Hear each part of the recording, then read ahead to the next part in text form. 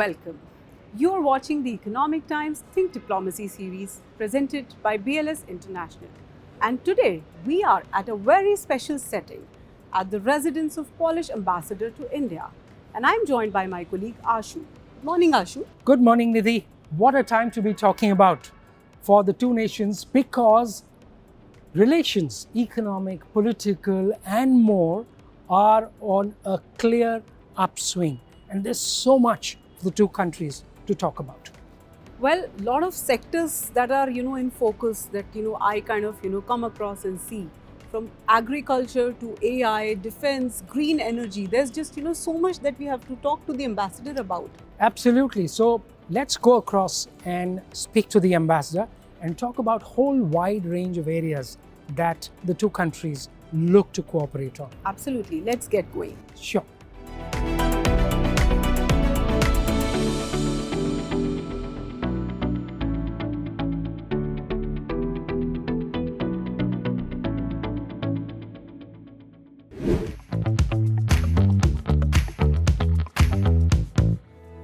Hello and welcome. Poland and India are looking to script an economic and political cooperation that has taken off after completing 70 years of partnership and trying to elevate the relationship to a new level. I have the Polish ambassador joining me today to talk. Thank you so much, Ambassador Świtalski, for joining us. My first question.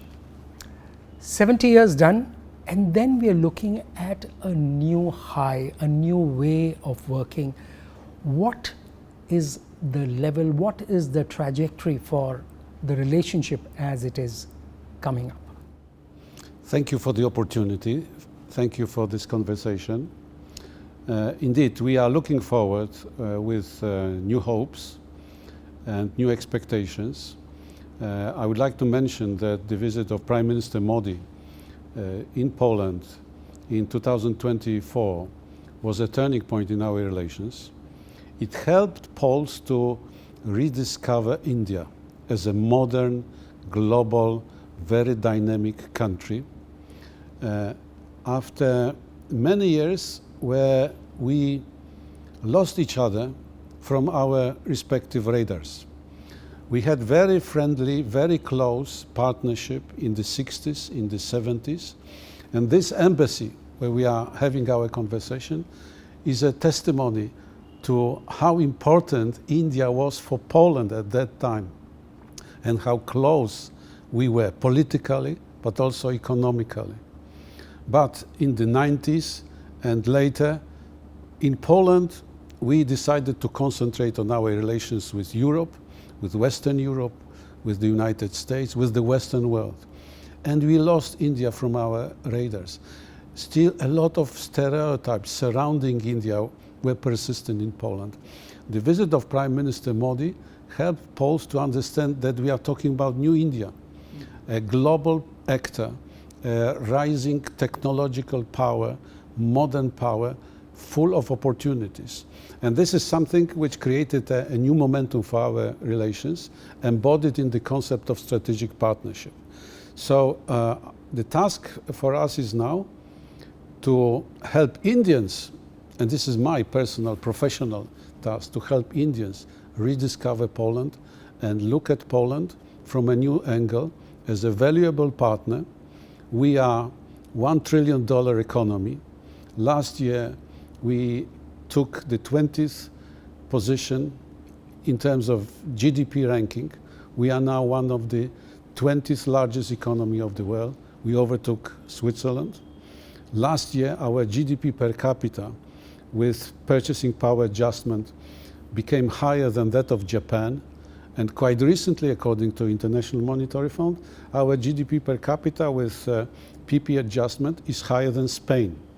So Poland is a modern country, the fastest growing economy in Europe, with a lot of potential and a lot of interest in developing relations with India.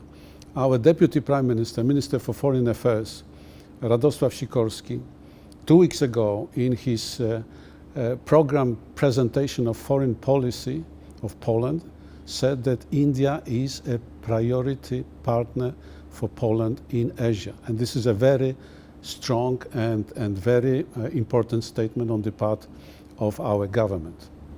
That's fantastic to hear.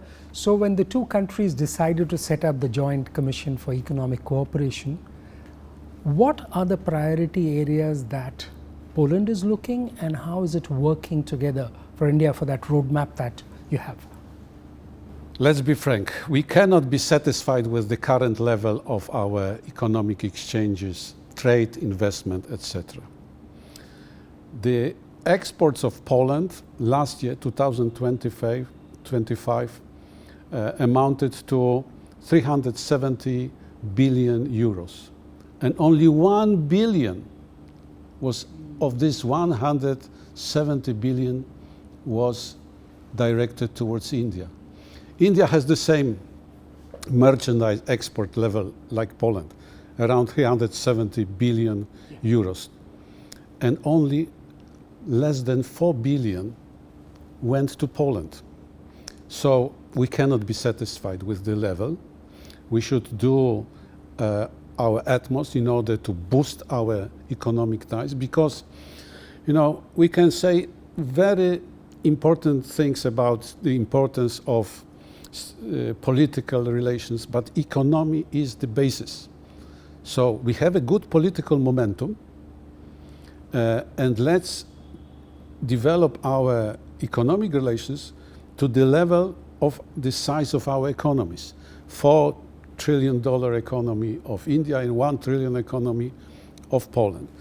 Now, we are expecting now a meeting of the Joint Commission. One of the most important factors would be a strong political signal, like the visit of Prime Minister Modi to Poland in 2024 was to Polish business, strong political signal that the governments want the business people, want the companies, etc., to forge new ties and to develop our exchanges. So we need such impetus, we need such positive stimulus, and I think there is a lot of political will to do that in the coming months. So there are multiple sectors where the two countries are looking to cooperate. Defense is one of them.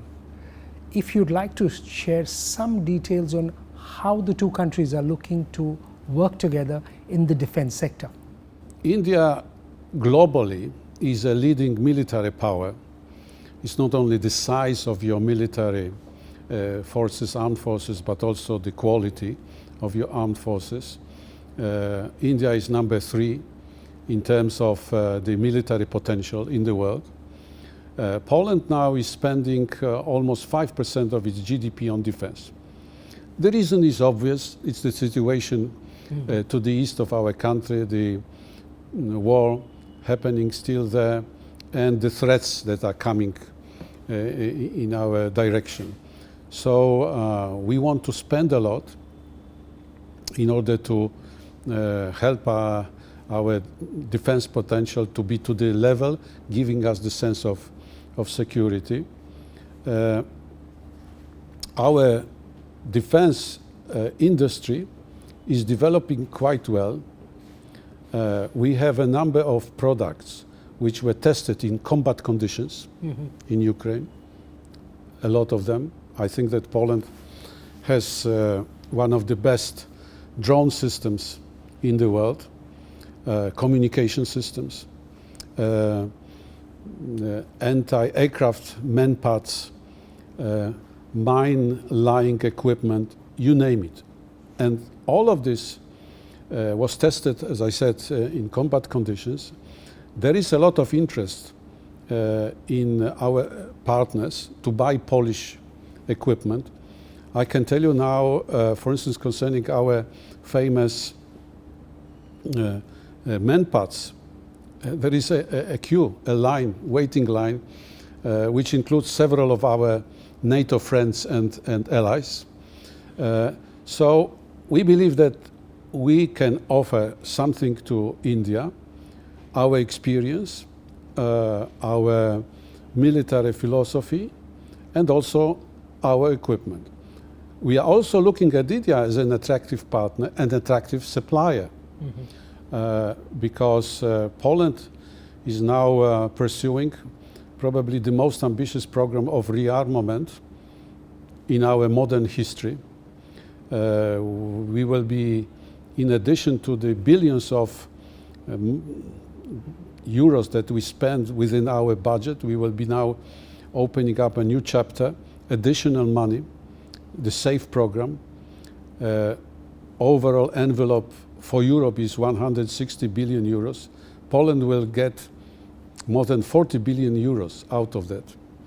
And we have some very interesting offers from Indian companies, for instance, concerning the production of munition.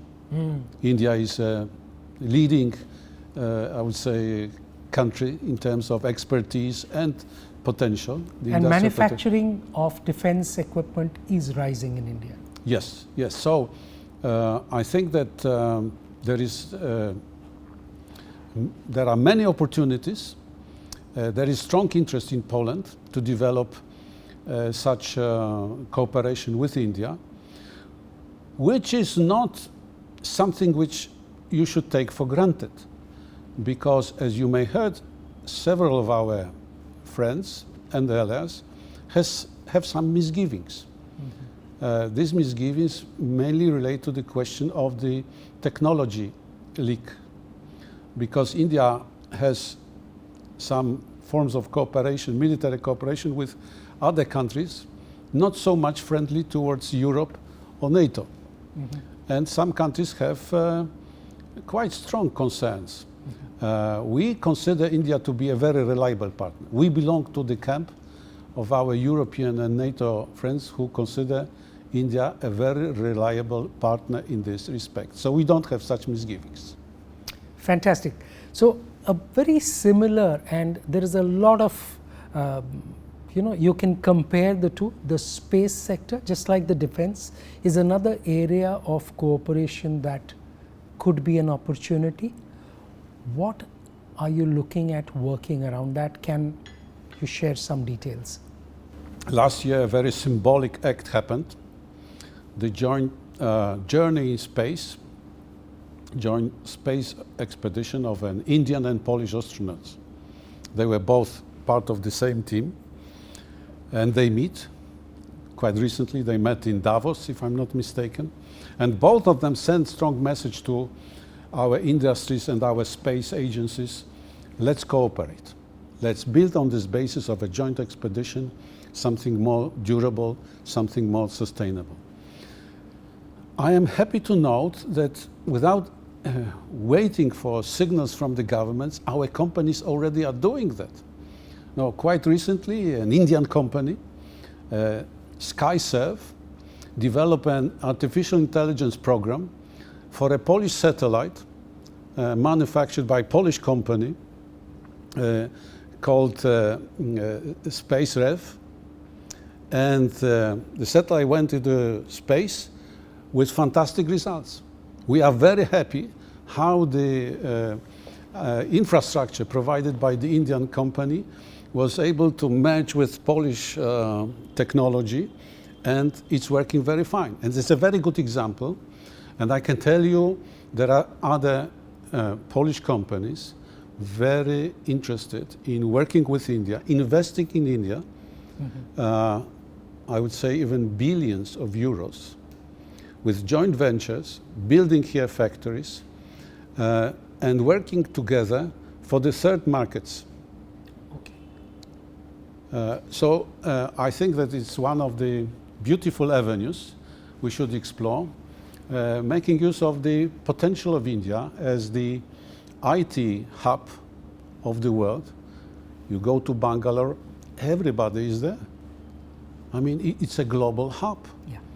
And the expertise of your scientists, your engineers, is unbelievable. Since we are on defense and space, the security and the defense cooperation that we are doing, if you could add a few words on the defense and the security part of it, because that is an emerging world order where attention is needed, companies and countries need to come together. Yes, I think the very positive developments we witness now, in particular concerning the agreements concluded by India and the European Union, and it's not only the free trade agreement everybody is talking about, but the security and defense partnership can open a new chapter also in our bilateral relations. We should approach it, as you suggested, in a broader context, our approach to global stability, security challenges. And I believe on our part there is quite a strong willingness to use this partnership with India to exchange our perceptions on security processes in political and strategic way, but also in very practical terms. For instance, the changing nature of the warfare. What we can see in Europe, in Ukraine, you can see also here in Asia, the warfare is changing, and our strategies and activities of our military structures, armed forces, should be adopted to the changing requirements. Secondly, you have the big political challenge of global governance. How we want the world to be governed. And I believe that India and the European Union can devote some energy and some intellectual and political effort to consider the ways we can develop the future world order in the way that we want it to be, without so much reliance on coercion, force, military means, respecting international law, and respecting the plurality and inclusiveness of the global decision-making bodies. As you know, Poland is a very staunch supporter of the Indian aspiration to become a permanent member of Security Council. We say it openly, and at every occasion we repeat it. But the issue is much broader than that. And here we can have quite a lot of space to discuss. Poland is quite, I would say, important member of the European Union.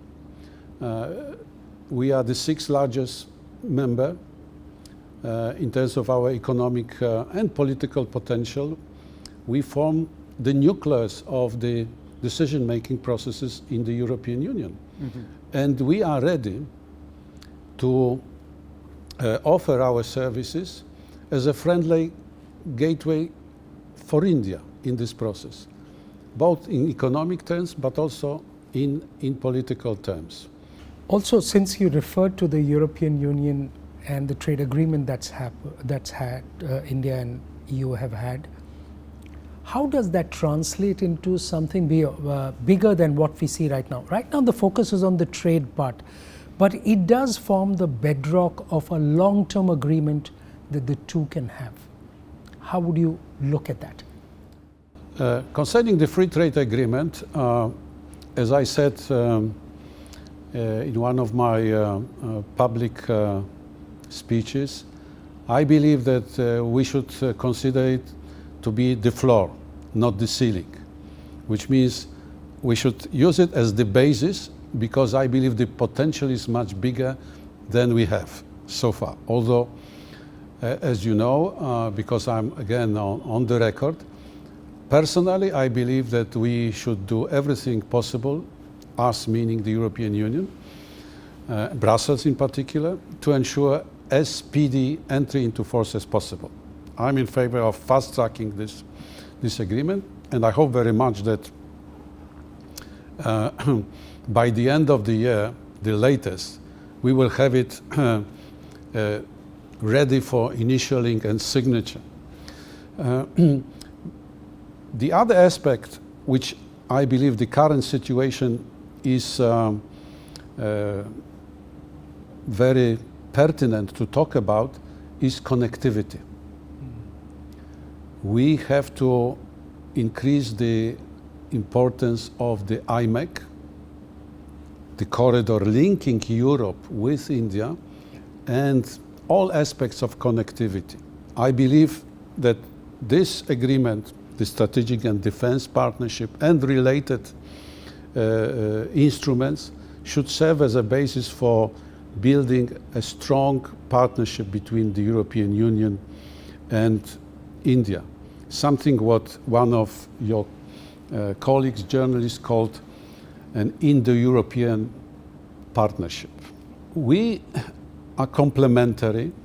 Our world philosophy is very similar, meaning respect for the rules, desire for peace, for peaceful means, and partnership, plurality, respect for the views of all, inclusiveness. The European Union is based on this, and India is a very strong advocate of this approach. I mean, Prime Minister Modi's philosophy, one world, is exactly the same. So I think we should use this opportunity, FTA, to build something more, this strategic partnership between Europe and India. You spoke of connectivity and building on that. AI, IT, and the emerging world order also gives a lot of opportunities. How are these going to be fused into the Indo-Polish relationship to drive that further in the larger context of the Indo-EU trade agreement? Well, my vision of our partnership is that it should be based on the modern aspects, new technologies, intellectual potential, and I believe both India and Poland are capable of, investing in it. So far, unfortunately, when you look, for instance, at the structure of our trade, this is old-fashioned, this is old industrial, approach.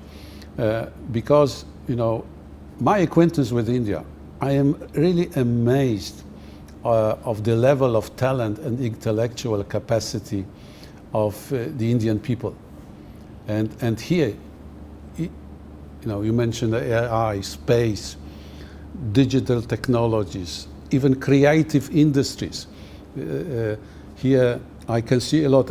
Personally, I try now to encourage Polish creative industry companies to seek contact with India. There are already some joint projects, sure, but we can do more. We can do more.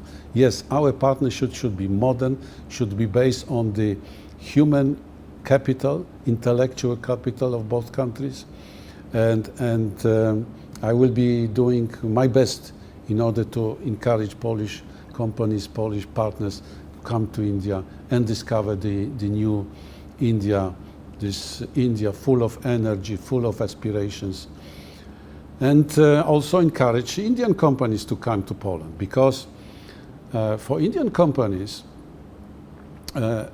Poland is really a good gateway to Europe. We are, as a market, bearing in mind our GDP per capita, very attractive for your companies, but also the closeness to Germany, to France, to the Nordic countries, is another opportunity.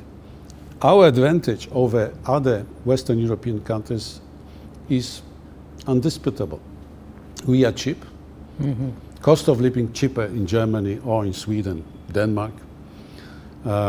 Labor costs are cheaper. Secondly, we are safe.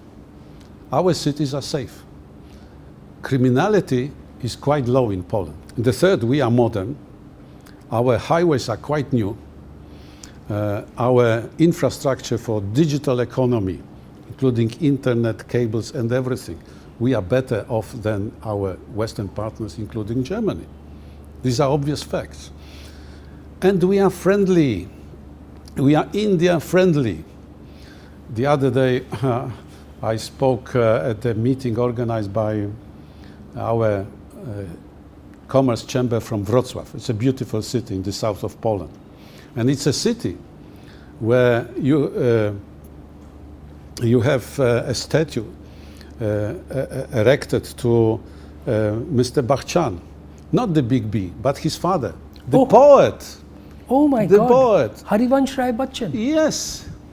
He has a statue. He has a square in Wrocław. Why? Because Poles love Indian poetry.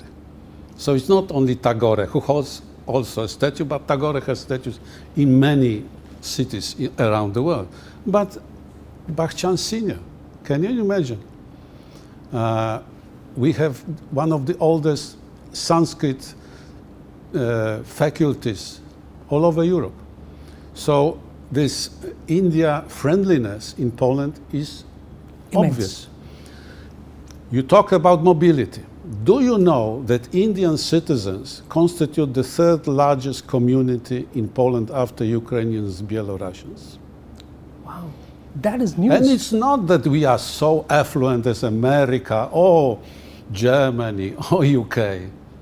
No, because we are India friendly. Yes, there are more citizens of India living in Poland than there are citizens of Germany or of Denmark or Sweden, our neighbors. Of course, a lot of them work in Indian companies in Poland. But the fact that there are so many of them is already telling you something, okay? So, dear Indians, come to Poland, feel there at home. That's fantastic to hear.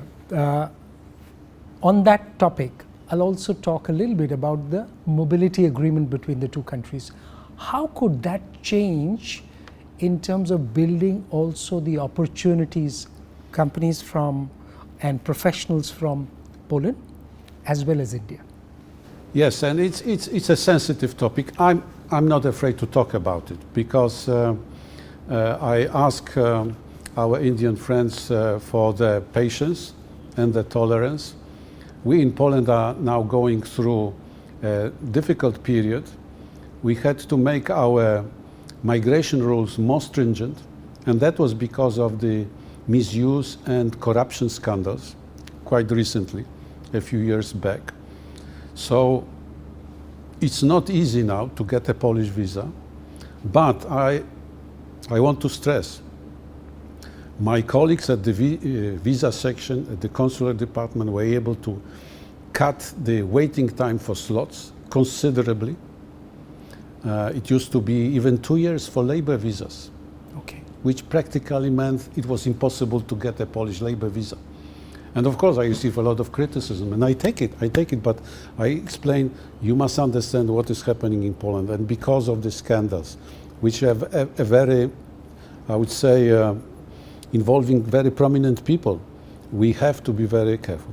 We have 3,500 India students.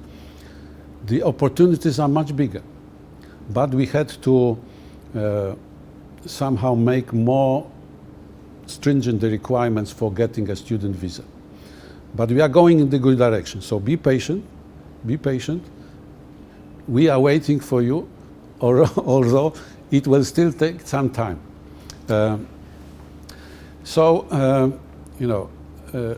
Indian people in Poland, they are a very friendly community. They do not generate problems in terms of criminality and other things. So I think that concerning mobility and exchanges, we will be going in the right direction.